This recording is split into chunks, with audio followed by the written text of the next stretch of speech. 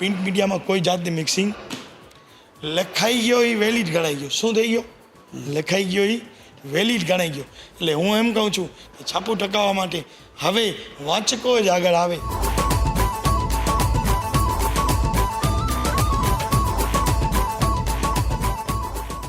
નમસ્કાર દર્શક મિત્રો, કચ્છ મિત્ર પોડકાસ્ટમાં આપનું સ્વાગત છે. આપણા સમાજની રચના અજબ વસ્તુ છે, કારણ કે કેટલા બધા કિરદાર એમાં ફેલાયેલા છે, આપણી વચ્ચે પથરાયેલા છે. અને આપણે રોજબરોજનું જીવન શરૂ કરીએ, એની સવારની શરૂઆત થાય અને રાતે આપણે પથારીમાં જઈએ ત્યાં સુધી કેટલી બધી વ્યક્તિઓ આપણા સંપર્કમાં આવતી હોય છે. અને એ પાત્રોને જ્યારે આપણે દૂરથી જોતા હોઈએ ત્યારે આપણે મનમાં સવાલ થતા હોય છે કે આ કામ આ કઈ રીતે કરી શકતા હશે. હું વાત કરું છું અખબારની, પ્રિન્ટ મીડિયાની અને છાપાની. અને આપણી વચ્ચે વાતચીત કરવા માટે આજે છે ઇમરાનભાઈ બ્રાર. ઇમરાનભાઈ લગભગ 3 દાયકાથી છાપાની લાઇનમાં છે. છાપાની લાઇનમાં in the sense print media, મારું કામ છાપું કાઢવાનું અને છાપવાનું છે, અને એમનું કામ છાપું લોકો સુધી, વાચકો સુધી પહોંચાડવાનું છે. ઇમરાનભાઈ, આપનું કચ્છ મિત્ર પોડકાસ્ટમાં સ્વાગત છે. પહેલો સવાલ એ છે, જે કદાચ દરેક જણનો સવાલ હશે, કે છાપાં વેચવું કેટલું મુશ્કેલ કાર્ય છે અને એની શરૂઆત તમારા દિવસની કઈ રીતે થતી હોય છે? છાપાનું હું જેવી રીતે અમે છાપાનું શરૂઆત જે કરીએ છીએ, અમને સૌથી પહેલાં તો અમારા એજન્ટની અથવા ફેરિયા તરીકેની જે પણ મેં બધું ફેરિયાનો અનુભવ છે, એજન્ટનો અનુભવ છે. એવી રીતે કહું છું કે અમને સૌથી પહેલે છાપાની લાઈનની અંદર સુવાથી પહેલે ઉઠવાની જ ફિકર હોય છે. સુવા કેવું એ અમારા માટે મહત્ત્વ નથી, ઉઠવાનું કેવું, કેટલા વાગે છે એ મહત્ત્વનું છે. અમારે ક્યાં પણ જઈએ, લગ્નમાં હોય કે મરણમાં હોય કે ફરવા જવું હોય, સામાજિક કામ હોય, જે પણ કામ હોય, અમારા મગજની અંદર આ સવાર જ પડી હોય છે. બરાબર. ક્યારે ઉઠવું, ક્યારે શું, પછી છે ઉઠવું જ પહેલું છે અમારા માટે. શું છે? સુવાનું પછું છે. અમારા માટે મહત્ત્વનું શું છે?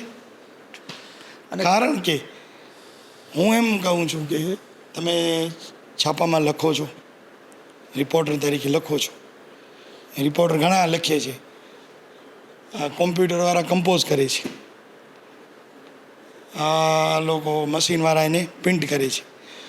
છાપું બનાવવા માટે ઘણી બધા એને યોગદાન હોય છે, ઘણું. પણ જ્યાં સુધી છાપાને એજન્ટો પોતાના થેલામાં મૂકી ને ઘર સુધી નથી પહોંચાડતા, વાચક સુધી, જે રસિક રાજા છે, ત્યાં સુધી પેપરમાં શ્વાસ પડતો નથી. તમે જે વાત કરી મહેનતની, અને અમારું એક પ્રોડક્શન હાઉસમાં પત્રકાર તરીકે અમારું જે કામ જ્યાં પૂરું થાય, પછી પેજ બને અને પ્રિન્ટ થાય અખબાર, એ પછીનું કામ તમારું શરૂ થતું હોય છે. મારો પ્રશ્ન આજે પણ એ ઊભો છે કે તમે આ બધું કઈ રીતે સવારે વહેલા ઉઠી જીવનભર, મતલબ કે વર્ષમાં 6 દિવસ એવા હશે કે જે દિવસે અખબાર નથી નીકળતું, તો આ રીતે તમારા ઘરના સંબંધ સાચવવાના, સમાજના સંબંધ સાચવવાના, કઈ રીતે બધું શક્ય બનતું હોય છે? અમારો સાહેબ એવું છે કે અમે અમારે હવે એ ચીજથી વળેલા થઈ ગયા છીએ. જે છે હકીકત કહું છું કે કોઈ પણ પરિસ્થિતિ, મુશ્કેલી હોય કે આ પરિસ્થિતિમાં અમે અમારા શરીરને જ એવી ટેવ નાખેલી છે કે અમને તો કોઈ પણ હાલમાં, કારણ કે અમે એને બિઝનેસ નથી માન્યો. અમે હકીકતમાં બિઝનેસ કમાણી નથી માની. કમાણી માનતી હોય તો એક કસ્ટમર પાસે અમને 25% લઈએ, ₹125 મળે છે. ₹125 નથી જોતા, અમે અમારી જિમ્મેદારીને જોઈએ છીએ. આ બધું પ્રજાની વાચા, પ્રજાની સમસ્યા અથવા પ્રજાની વિજ્ઞાપન એ આપણે કસ્ટમર સુધી પહોંચાડવાની છે. એ રીતે અમે એ કામ છે અમારું, આ કામ નથી. બહુ અઘરું કામ છે. અને આ બિઝનેસની રીતે જોવા જાય છે ને સાહેબ, તો એક આ ન્યૂઝપેપર લાઈન એવી છે, મને પણ હમણાં થોડી ખબર કઈ છે.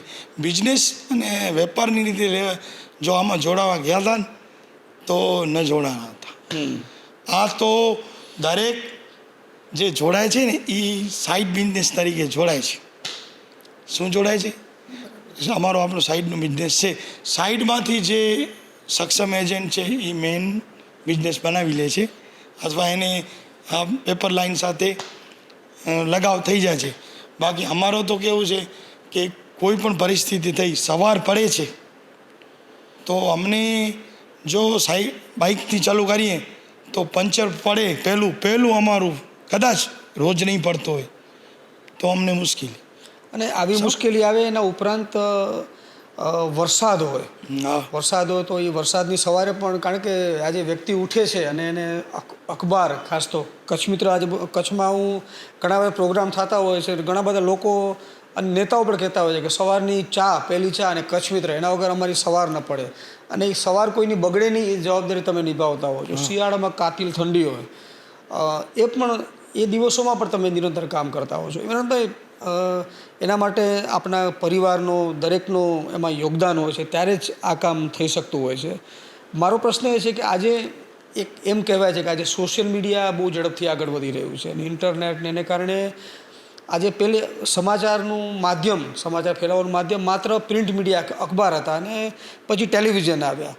આજે દરેકના હાથમાં મોબાઈલ છે અને જે પણ ન્યૂઝ ઘટના બને છે તાજી આવી જાય છે. તો આ છાપાનો ટેસ્ટ કંઈ બગડ્યો છે? કારણ કે તમે જેમ કીધું કે લાગણી સાથે તમે પેપર વેચો છો, માત્ર એમાં, કારણ કે એના ઉપર પેપર વેચીને કંઈ ગુજરાન કદાચ નથી ચાલી શકતું, પણ તમે એક સામાજિક ફરજ બજાવો છો કે ભાઈ આ પ્રિન્ટ મીડિયાનું કે અખબારનું કે મેગેઝિન પહોંચાડવાની તમારી એક જવાબદારી છે, તમને એનો નશો છે, આનંદ છે. મારો સવાલ એ છે કે છાપાઓની જે પરિસ્થિતિ જે બદલાઈ છે અથવા તો એક લોકમાનસમાં છે કે ભાઈ પેપર હવે નબળા પડ્યા છે, તો તમારા દૃષ્ટિએ તમારા મનમાં શું અભિપ્રાય છે અને વાચકો શું કહેતા હોય છે? જે ભાઈ વાચકો તો સાહેબ એવું છે કે આપણે એમ નથી કહેતા કે પ્રિન્ટ મીડિયાને થોડીક મોબાઈલના કારણે અસર આવી છે, હું એમ નથી કહેતો, પણ એ કેટલા વર્ષ સુધી આવી છે? જે 20 થી 30 એજવાળા જે લોકો મોબાઈલને જ બધું માની લીધું છે ને વધારે ઉપયોગ કરે છે, એ લોકો હજી પણ, અમે જે પેપર વેચીએ છીએ હજી પણ અમારા પાસે જે એવો નથી, 20-30 એજવાળા પેપર ઉપાડે છે, પણ જેની સરખામણીએ 40 ઉપર 50 ઉપર જે એજવાળા પેપર ઉપાડે છે એની સરખામણી એ ઓછા ઉપાડે છે. હું તો દરેકને એ અપીલ કરું છું કે ભાઈ દરેકના મા બાપોએ, વાલીઓએ અથવા વડીલોએ એના છોકરાઓને અથવા એ લોકોને એના ઉપર ખાસ મહેનત કરવી જોઈએ કે એ લોકો પણ ન્યૂઝપેપર સાથે જોડાય, વાંચે. કારણ કે ન્યૂઝપેપર એક સમાચાર નથી, જો એ વાંચે તો એમાં એકાગ્રતા પણ વધે છે. કારણ કે મોબાઈલ એક એવી ચીજ છે કે આપણે જે જોઈએ છીએ સમાચાર, 5 મિનિટની અંદર સમાચાર બદલે છે, 2 મિનિટની અંદર સમાચાર બદલે છે, તો માણસનો જે સંતુલન એ પણ એવું બનતું જાય છે, એકાગ્રતા ઘટતી જાય છે. ન્યૂઝપેપર જો માણસ અડધી કલાક જો સવારે વાંચે તો આખો દિવસ એનો એકાગ્રતાથી જાય, મારું એવું માનવું છે. ના, સાચા છો. અને કારણ કે એમ નિષ્ણાંતો પણ એમ કહે છે, જે ડૉક્ટરો પણ કહે છે કે તમે એક અખબારનો રિપોર્ટ કે મેગેઝિનનો લેખ તમે વાંચો જ્યારે હાથમાં પ્રિન્ટ એડિશન લઈને, તમે એમાંથી અંદરથી પસાર થતા હો છો અને તમારું થોટ પ્રોસેસ છે, જે વિચારવાની પ્રક્રિયા છે એ બહુ સતેજ રહેશે. અને એટલા બધા દાખલા છે કે કચ્છમાં આજે એક જમાનામાં કચ્છ પછાત પ્રદેશ હતો, આપણે જાણીએ છીએ કે પાણી નહીં, રોજગારી નહીં, ઘણી બધી મુશ્કેલી. એ પરિસ્થિતિમાં પણ કેટલા બધા યંગસ્ટર કે યુવાનો એવા છે કે જે આજે ક્લાસ 1 ઓફિસર બને છે, કોઈ IAS બને છે, UPSC પાસ કરે છે, અને જ્યારે એને પૂછીએ છીએ ત્યારે ગૌરવથી કહે છે કે ભાઈ હું કચ્છ મિત્ર વાંચી અને એમાંથી હું તૈયાર થયો છું, કારણ કે મને ખૂબ મારું જનરલ નોલેજ કચ્છ મિત્ર વાંચીને, છાપું વાંચીને ખૂબ વધ્યું છે. એટલે તમારી વાત સાચી છે. ઇમરાનભાઈ, તમે આટલા અનુભવી છો, 3 દાયકાથી તમે છાપાઓ જોવો છો અને મને ખબર છે તમે વાંચો પણ છો. છાપાની સ્થિતિ કેવી બદલાણી છે? આજે છાપાનો ટેસ્ટ, અથવા તો પહેલે છાપા કેવા હતા અને આજે એક છાપા, એક મેગેઝિનની પણ ગરજ સારે છે, રોજબરોજની પૂર્તિઓ. તો એ પરિવર્તનને તમે કેવી રીતે જુઓ છો અને વાચકોનો શું અભિપ્રાય તમે મેળવતા હો છો? પેપરમાં 1000 વાંચક હોય, એક જ કેમ? કોઈ એમાં ન્યૂઝ વાંચે છે, કોઈ એમાં લેખ વાંચે છે, કોઈ એમાં એડ વાંચે છે, કોઈ એમાં જાહેર નોટિસ વાંચે છે, કોઈ એમાં મરણ નોંધ વાંચે છે. સમજે? જેને ન્યૂઝપેપર એવું છે બધા માટે બને છે, બધા માટે. જેને જે ખપતું હોય એ લે છે. હવે ટાઈમ એવું છે કે જેનામાં જેટલી શક્તિ. હવે આ મોબાઈલની જમાનામાં હું એમ કહું છું કે સૌથી વધુ અસર આવી છે તો પૂર્તિઓ ઉપર આવી છે. પૂર્તિ ઓછી થઈ ગઈ છે. એક જમાનો એવો હતો કે બુધ રવિ અમને પોતાને ફોન આવતા છાપામાં પૂરતી નથી. મેગેઝિનનો તો જે ક્રેઝ એટલો થઈ ગયો છે કે 10-15% જ રહ્યો છે. ઓકે. મેગેઝિનનો પ્રિન્ટ ન્યૂઝપેપર જે રોજબરોજના સમાચાર આપે છે એનો હજી પણ હું એમ કહું છું કે લે છે માણસો, એવું નથી, વાંચે છે ને એમ સમજે છે કે મારો અહીંયા છાપામાં જેને જેવી દૃષ્ટિએ લે છે. કોઈ જ્ઞાનની દૃષ્ટિ લે છે, કોઈ સમય પ્રસારની દૃષ્ટિએ લે છે, કોઈક એને કોઈ માહિતી ખપતી હોય એના માટે લે છે. પણ વાંચકો છે એવું નથી, વાંચકો છે ન્યૂઝપેપરમાં અને એમાંથી માણસો મેળવીને આગળ પણ વધે છે ન્યૂઝપેપરમાંથી. તમે ઘણા બધા ન્યૂઝપેપર તમે વેચો છો. હા. હું કચ્છ મિત્રનો તંત્રી છું, એટલે મારો એ સવાલ છે કે કચ્છ મિત્ર પ્રત્યે વાચકોનો કેવો પ્રતિભાવ હોય છે અને તમારો એક નિખાલસ અભિપ્રાય મને જાણવો છે. સાહેબ, કચ્છ મિત્રમાં તો તમે બેઠા છો, કચ્છ મિત્રના તંત્રી છો, એવું નથી કે હું એટલે કહું છું. કચ્છ મિત્ર પ્રત્યે તો કચ્છી હમણાં આ જે ભૂકંપ પાછળ જે પ્રિન્ટ મીડિયાનો જે વધ્યો એનાથી પહેલે કચ્છીઓને તો એમ જ લાગતો હતો કચ્છ મિત્ર છે, છાપવું એટલે કચ્છ મિત્ર. કચ્છ મિત્ર કચ્છી પ્રજા તો ખબર છે કે પહેલેથી જે સાથે વણાઈ જાય એની મુક્તિ. જેના સાથે કચ્છની પ્રજા એક એવી છે કે કોઈ પણ હોય જલ્દી સુધી ફેંકતી નથી, જેને દિલમાં નાખી દે છે. મને નથી લાગતું કોઈને જલ્દી સુધી દિલમાંથી કાઢે. જે કચ્છમાંથી કોઈ એવો નથી બહારે ગયા છે, બહારે જે આવેલા કોઈ પણ હોય એમ સમજે છે કે મારો વતન મને કચ્છ બનાવવો છે તો કચ્છ મિત્ર તો કચ્છનું છે. તો એ તો ભાઈ કચ્છોના દિલમાં છે ને હજી એનું ક્રેઝ છે. આજે પરિવર્તનનો જમાનો છે. આપણે જાણીએ છીએ કે દરેક સેક્ટરમાં, દરેક ક્ષેત્રમાં બદલાવ આવી રહ્યો છે. મારો પ્રશ્ન એ છે કે તમારી લાઈન છે આખી અનોખી લાઈન છે, કારણ કે જેમ સમાજમાં પત્રકારો કે છાપામાં કામ કરનારા લોકો ઓછા હોય છે અને એણે જે એક સામાજિક કે પોતાનું પારિવારિક ભોગ પણ આપવો પડે છે. તમારું પણ એક જાતનું કામ છે. મારો પૂછવા એ માગું છું કે તમારા સામે તમારી જે કામગીરીમાં ચેલેન્જીસ શું છે અત્યારે, પડકાર કઈ રીતે, મુશ્કેલી વધી છે કોઈ? જો બિઝનેસની જે ધંધાની રીતે ચેલેન્જ કરીએ તો હમણાં તો અમારા પાસે ચેલેન્જ છે. કઈ રીતે? કારણ કે જો દરેકના ભાવ વધી શકે છે, રાતોરાત વધે છે, પણ આપણે સમજીએ પ્રિન્ટ મીડિયાનો ભાવ નથી વધતો. એનું કારણ એ છે કે પ્રિન્ટ મીડિયા અથવા ન્યૂઝપેપર એક એવું છે જે ગ્રાહકનો પણ ખ્યાલ રાખે છે. અમને આ પરિસ્થિતિમાંથી કેમ રસ્તો કાઢવો, કારણ કે હમણાં આપણે છેલ્લા જોઈએ તો પેટ્રોલનો ભાવ વધે છે ને હમણાં આપણે ભૂકંપ પાછળ જે પરિસ્થિતિ જોઈએ છીએ કે ભુજ ફેલાઈ ગયો છે. સાયકલથી ડિલિવરી કરવાવાળા મને લાગે છે 4 થી 5 જણા જ છે ભુજમાં. કેટલા બાઇકથી કરે છે. જે બાઇક પેટ્રોલ માંગે છે, સર્વિસિંગ માંગે છે, ઓઇલ માંગે, એ અમારી પાસે હું કહું છું. આની અંદર અમને કોઈક સવાલ કરે છે, તમને 25% મળે છે, આટલું કમિશન? તો હું એને જવાબ આપું છું, સાહેબ અમને 5 રૂપિયા ઉપર 25% મળે છે, 100 રૂપિયા ઉપર 25% નથી મળતા. પ્રોડક્ટની કિંમત અમારી 100 નથી, પ્રોડક્ટની કિંમત અમારી 5 રૂપિયા છે. એ જ 5 રૂપિયાની પ્રોડક્ટ અમે સવારના વહેલા ઉઠી, ઠંડી હોય, વરસાદ હોય, મરણ પ્રસંગ કદાચ આવી ગયો હોય, લગ્ન હોય, અમારે એજન્ટો ફેરિયાઓના ઘરે કોઈ પણ પ્રસંગ થતો હોય ને તો લગભગ રજાને ધ્યાનમાં રાખીને કરે છે. આ લોકોને રજા હશે. અમે પણ ક્યાં પ્રસંગમાં જઈએ છીએ ને તો અમને પૂછે છે તમને રજા ક્યારે હશે, સમજ એવું છે. તો આ 5 રૂપિયાની પ્રોડક્ટ અમે પૂરતી સબમિટ કરી અને ઘરે પહોંચાડીએ છીએ. સાહેબ અત્યારે 100 રૂપિયાની પ્રોડક્ટ માણસો દુકાનમાં લેવા જાય છે. જાગવું સહેલું છે, ઉઠવું અઘરું છે. મેં 100 રૂપિયા જાગવું, એ જે માણસ સૂઈ ગયો એને ઉઠાડવું.